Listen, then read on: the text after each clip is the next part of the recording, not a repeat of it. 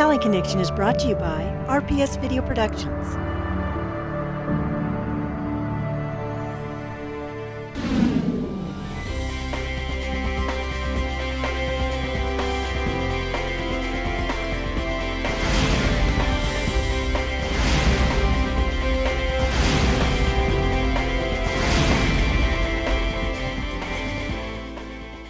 Welcome to this month's edition of the Valley Connection, where we bring you local information of what's happening throughout the Inland Empire. I'm Nancy Lopez. I'm Cesaria Hernandez. Thank you for joining us. We have another great show lined up for you this month.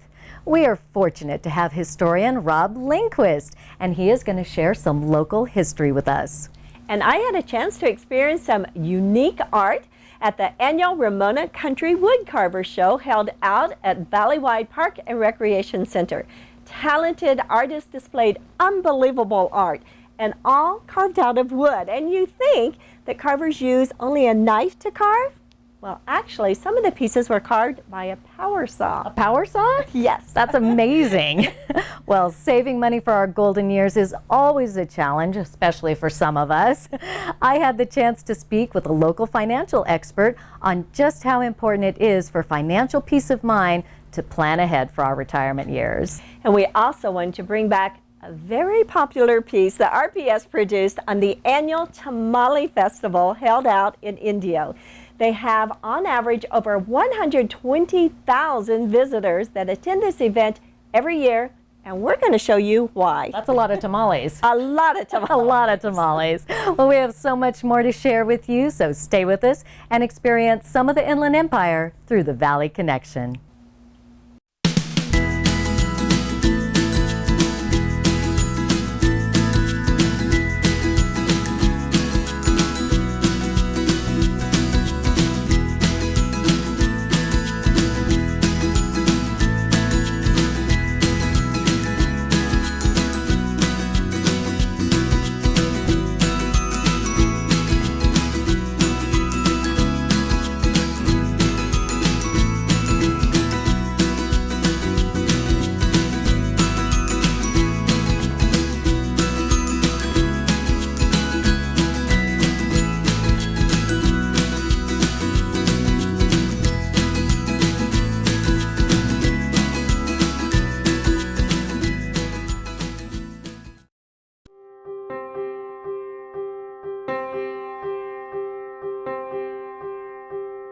Ramona Country Carver's annual wood carving show features carvers from throughout the state.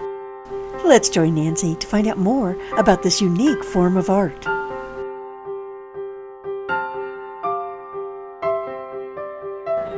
I'm here at Valleywide Park and Recreation with Roger Harrison, president of Ramona Country Carvers, and we are here to celebrate the 37th annual wood carving show. Yes, Welcome. ma'am. Well, thank you very much. I see all kinds of different artwork here. What are some of the things that you guys have on display? Well, there's a large variety of also with people who do the carving in the round, relief carving, wood burning. If it can deal with wood, they'll do it, just the carving part itself. Are there some really unique pieces that people just stop and go, wow, I've never seen that made out of wood before? That is correct. We do. There's things they'll look at it and say, is that really wood? Yes, it is. Everything in here is wood. There's no pottery makeup or anything else. It's just strictly all wood. The club itself, they work together as much as they can. You have questions, we have people who know what they're doing, and they'd be glad to give you, tips on how to do a little bit better. And you're all around the community helping people that are interested in wood carving for free. Yes, ma'am, we sure are. We also do soap carving at the schools, churches, libraries, whatever we can do. Whatever age, if somebody wants to come in and learn, we have a cutout for them, the long-necked goose. That's the very first project you'll do. We teach you how to carve so they can start learning how to round it with a knife, because the knife's the most important tool you're going to have while you're carving. I'm with Dwayne Laxton. You have been teaching wood carving for 7 to 8 years. I hear he's a master teacher. Dwayne, I know these are free classes you offer to the community, and you actually start out with something like this for the first-time carvers. What is that? This is what they call a long-necked goose. Now, we give you a pattern. Uh-huh. We have you cut this out.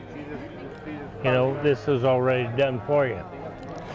So After you've mastered that, then you can go on to graduate to that sitting bear. To the bear. Then the whale.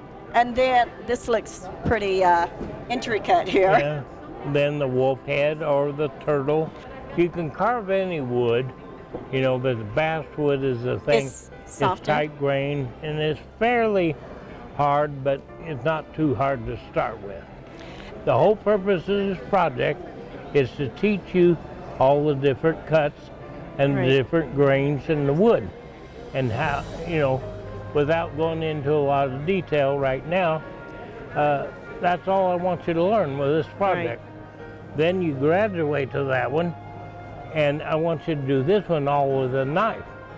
All these other tools, as you see, just make certain cuts easier. Right. Thank you so much, Dwayne. I'm anxious to get started.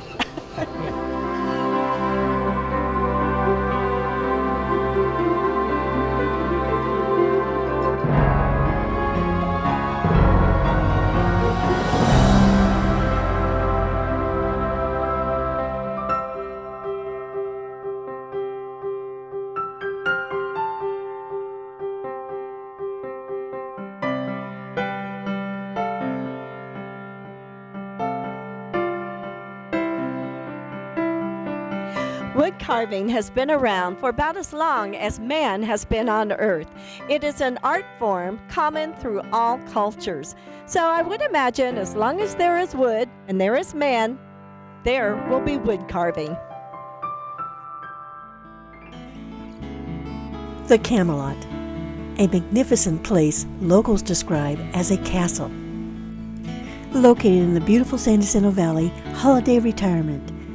Experience living like royalty as a resident at the Camelot with independent retirement living. Enrich your life with a warm, inviting sense of community and nothing to worry about but deciding among a full calendar of social activities, outings, and special events to participate in.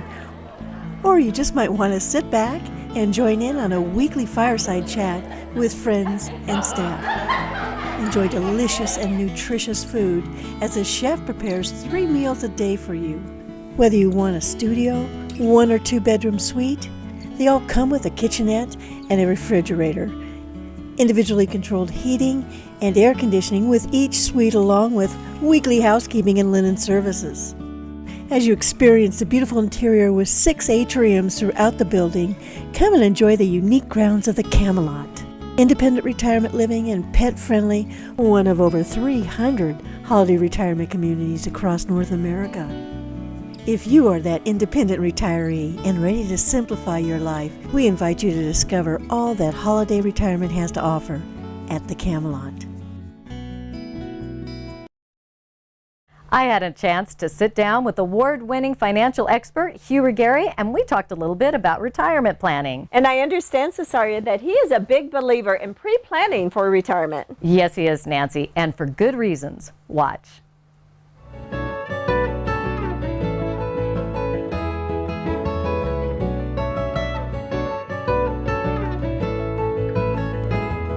Welcome back. We are fortunate to be joined by Hugh Regary of Regary Financial. And Hugh, today we are talking about baby boomers. First off, Hugh, can you define the term baby boomer generation for us? Yes, that's a big subject. Baby boomers, or people born after World War II from 1946 through 1964, are considered baby boomers, the largest population in our country. Oh my goodness. So approximately how many baby boomers do we have right now?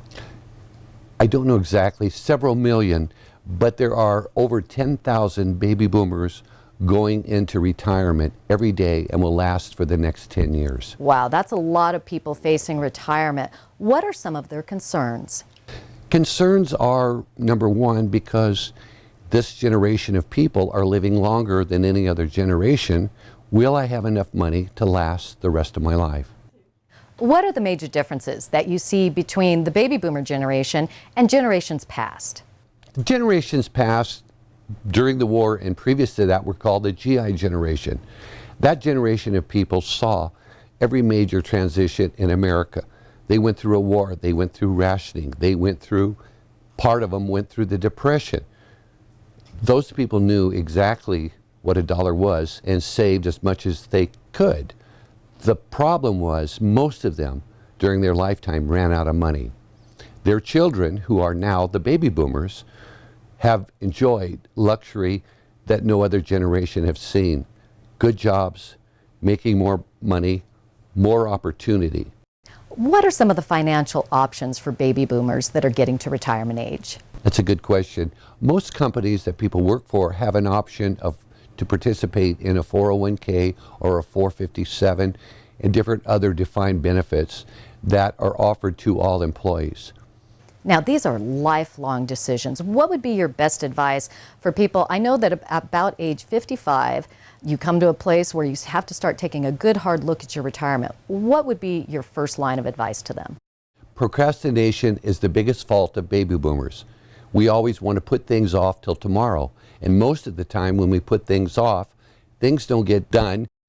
And then we make rash decisions that may affect our lives. By 55, they should have somewhat of a plan in place. It's very important.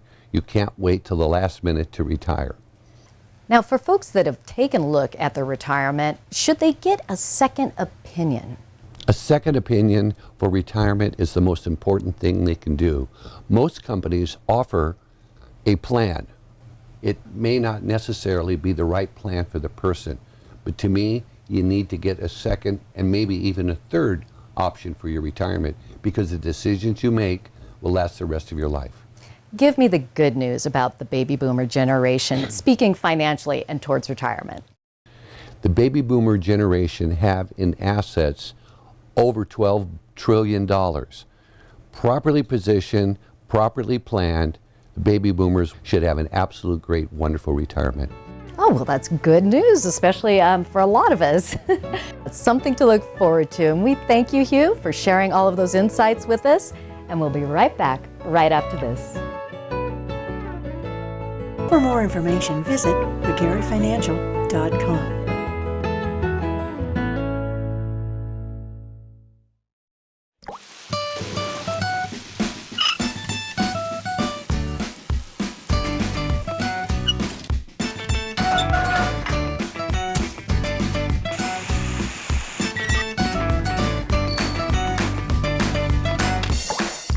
Let's all take a turn. Every drop of water we save helps. For water-saving tips, turn to BeWaterWise.com. Brought to you by the Metropolitan Water District of Southern California and your local water agency. Nancy, who doesn't love a good tamale? I love tamales. Well, we have got the place for you. It is out at the Indio Tamale Festival. They make some outrageous amount of tamales out there. Well, take a look.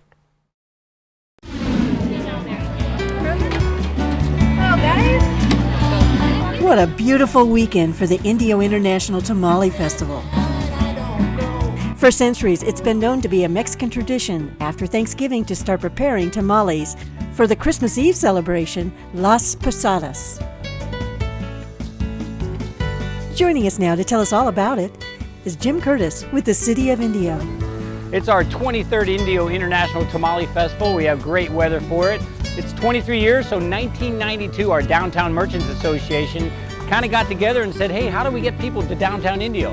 And they came up with the tamale, which is a rich, traditional holiday meal, and said, let's have a little tamale festival. So 23 years ago, it started. It was a half-day event. They had 15 tamale vendors, and they had about 2,500 people. That's how it started. Now here we are 23 years later, we have 315 vendors. We have over 100,000 people that come here. We hold the world record for the largest tamale festival at 125,000 record. It's a Guinness Book of World Records. And tamale and having it at Christmas time, that's the tradition. That's why we do it in the beginning of December. And when people come here at this time, they buy their tamales, they freeze them, and they eat them when the holiday comes. We have so many kinds of tamales here. There's the traditional, which is your pork, your beef, your chicken tamales, but we also have a lot of tamale vendors that come here because they want to test out their tamales. Most, they have strawberry daiquiri tamales. We have chocolate tamales with raspberry on top. The winner last year was a caramelized banana, chocolate, and what was their secret ingredient? Banana and peanut butter. That's what won last year. That was the best overall tamale. So they're here again this year. They've already sold a ton of those types of tamales, but I personally like the traditional ones. I'm a big pork, chicken, and beef guy, but that dessert tamale tastes like a piece of cake to me, and I loved it. We have so much to offer for all types of the family here. We have a carnival, we have a kiddie land, we have 3 beer gardens, we have 5 stages of entertainment. There's stuff for the whole family to come for the Tamale Festival. It's so much fun with all the vendors here. We have arts and crafts vendors, we have tamale vendors, we have other food too, so if you don't like tamales, it's okay. We have barbecued people here, we have Chinese food here, we have pizza here, we have roasted corn, we have kettle corn, we have it all. Come on down. You can't blame Jim's excitement. There is so much to experience at this year's festival. And what a crowd! Besides the great food, one of the big draws for the kids was a group from Living Desert and their animal friends. You know what, we kind of call this the kickoff for the Coachella Valley, because it's one of the first events in the Coachella Valley, and here in Indio we love having this event to kick off our season, because our season runs through next April and through next May. So we kick everything off here with the Tamale Festival, and then there's festivals that go on from now on, including a couple other here in Indio. This event is important to us. We love having everybody come down and see what Indio is all about, and the guests that come down here, they have such a great time. And as I said, it kicks off the season and we're ready to go. You know, there was approximately 300,000 tamales that were purchased during this festival. Now, more of the Valley Connection. On June 12, Tony Sriracha as a Highwayman will be performing at the historic Hemet Theater with an amazing tribute to the pioneers of country music. Here are some clips from past performances. Ladies and gentlemen, please give it up for the Highwayman. On the road again, take the ribbon from your hair. Just too good old boy, but I shot as a highwayman. Along the coach roads I did ride. Maybe I didn't love you.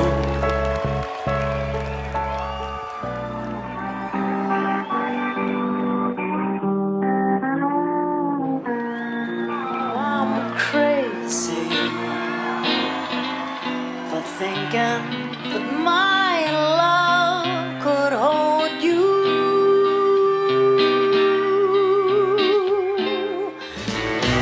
Mama, don't let your babies go up to be cowboy. Angel flying too close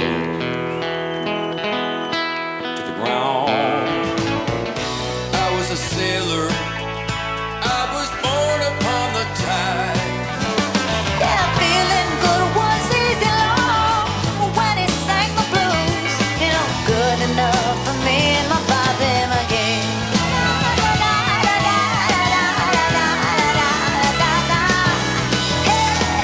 hey, Bobby McGee.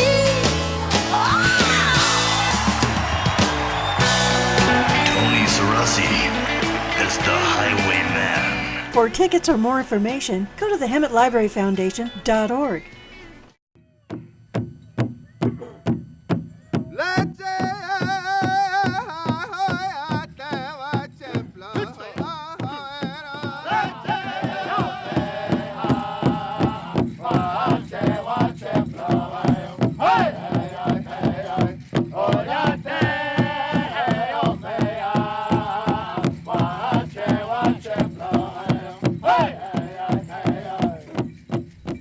We are out here at the beautiful Ramona Bowl, and I am joined by Steve Alvarez and his brother Noel Alvarez, and they are the spokespersons for Red Tail Spirit Singers and Dancers. And Steve, let me ask you just a little bit about how this group got started. Well, this group got started about 14, 15 years ago. It originated by my father, Mr. Luis Alvarez, and the reason we put this group together is for educational purposes. While we were a lot younger at the time, my father noticed that there wasn't too many culture events out in this area, too much singing and dancing, so we met up with some groups from some families from other nations, and we put together an intertribal group called the Red Tail Spirit Singers and Dancers, and we just perform social songs, demonstrations, things like that. Well, tell me, I know that you guys are known for some of your bird songs. Can you describe a little bit about bird songs? Well, a brief history of the bird songs is what you hear here in the play. What our group sings is called Desert Kuya bird songs, and they originate all through Southern California, from as far as the Mexican border to the Colorado River, all the way up to parts of Mojave. And what they are just social songs sung with the rattle. And out this way, see, the main instrument out this way was the rattle, not the drum. So when the families get together out here, that's how we socialize with the bird songs. And what they briefly talk about is the journey and the creation of the Kuya people as they travel these hills in the background, looking for the homeland, the promised land. And what they sing about is just things they encountered on the journey, elements, the weather, the terrain, just different things, and they put them all in song. And tell me just a little bit about some of the dancing that we see out here. The dancing you're gonna see out here, it starts with like men's traditional dancers. They're the ones that wear more of the feathers. Then you have women's jingo, that's more of a medicines dance where they wear tobacco ties on their thing. Then you got men's grass dance, which comes from the plains area where they wear yarn and ribbon that represents the grass. And then you're gonna see the hoop dance, the men's hoop dance, which originates from the Pueblo type area. And they got the hoops and they tell stories. It's like a story with the hoops that they do. And tell me, what do you men hope that audiences take away when they see these performances? What we want the audience to take away is just a piece, because we're throwing a lot at them. We just want to throw them a piece of what our culture's about, with the singing and dancing, what it all means, and how it goes together in each song and each dance. So it's just the beauty of our culture that they could take home and understand, have a little more knowledge of understanding it. And Steve, where can folks come and see your group perform? Well, first of all, they want a pageant, but our group, we're strictly volunteer group. We go from different places, different community events.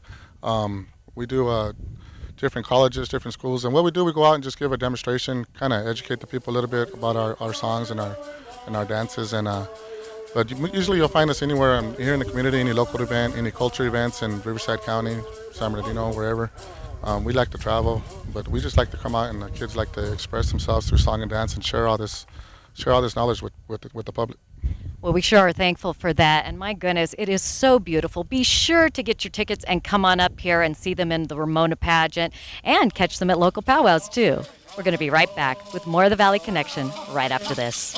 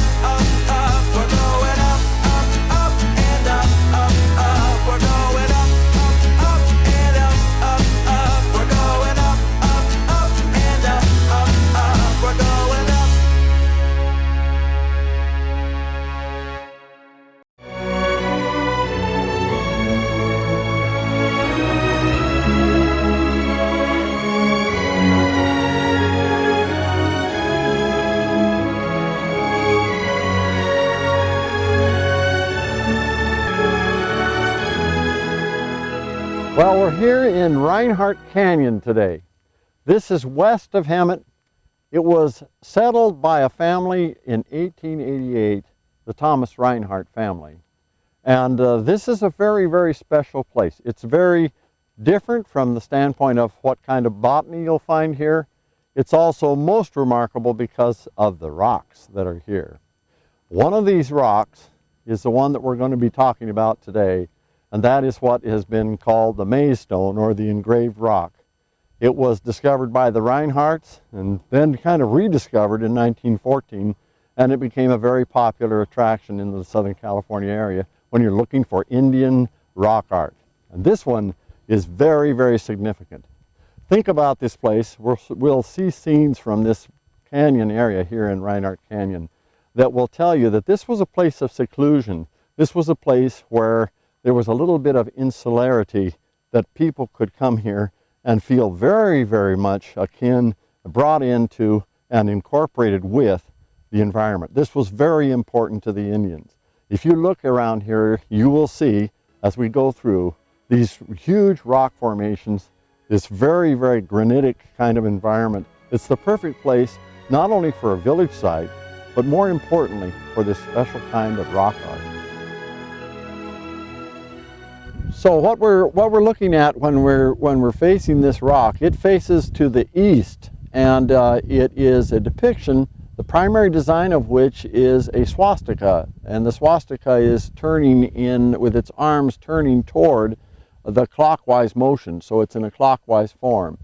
It is interesting in that there is no entry point and no end point to this kind of a labyrinthine maze. It doesn't, there is no door in and door out. This maze is maze stone. There's one that was found in another part of the Juniper Mountains. It's not unusual, but the main thing is it may have been a dream vision type of a symbol or a design, and it may have been actually, this may have then constituted something like a shamanic site. It may not have been, it's in a secluded place. It may have been may or may not have been part of a village site. Just one shot here of a rock that's down here. It's been split up by natural processes, by freezing, heat, and all that over the years. What it forms is a kind of a wall or part of a wall for what would then be a shelter, a quiche, an Indian dwelling. And part of that dwelling would use that wall as a hearth place and an additional wall and sometimes a creche to store things in. So these rocks are so prevalent here that you would find this being one of the basic materials for building dwellings in Indian villages. I've got in my hand some black sage. It's just one representative of a really diverse floral garden here in this place. One of the things that is prevalent here is the Russo vada. It's called a sugar bush. Another thing is, another tree is down here, it's an elderberry. The juniper is here, typical of the Juniper Mountains, and it's a beautiful environment. If nothing more than to just come up here for the silence, looking at the brittle bush, salt bush here, the buckwheat, all these various flora, the hawks, the little wren, the bush wren that I call the happy bird, all these sounds and this silence, this beautiful place. This is like a kind of like a sanctuary. And I'd invite you to come up here not only to look at the rock, but just to experience Reinhardt Canyon. You can find more information about our wonderful valley in the Hemet and San Jacinto books published by Arcadia Publishing.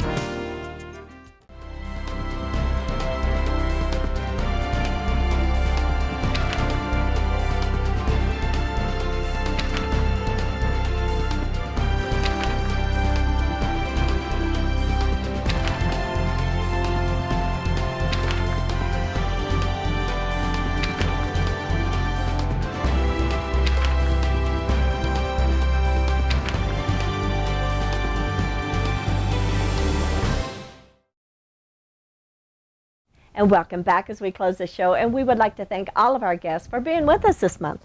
And if you would like to see this show or many of our previous programs, please go to our website, www.thevalleyconnection.net. And if you didn't see Tony Sirachi in concert, oh, you missed it. He was phenomenal. But you have another chance. June 12th, he's coming back to Hemet, to the Hemet Theater located in downtown Hemet, and is benefiting a great cause, the Hemet Public Library. So it's going to be Tony Sirachi, and he's bringing the Highwayman. So it's the Tony Sirachi and the Highwayman show. So please get your tickets. You can look below for all the information. And please join us next month for more of The Valley Connection.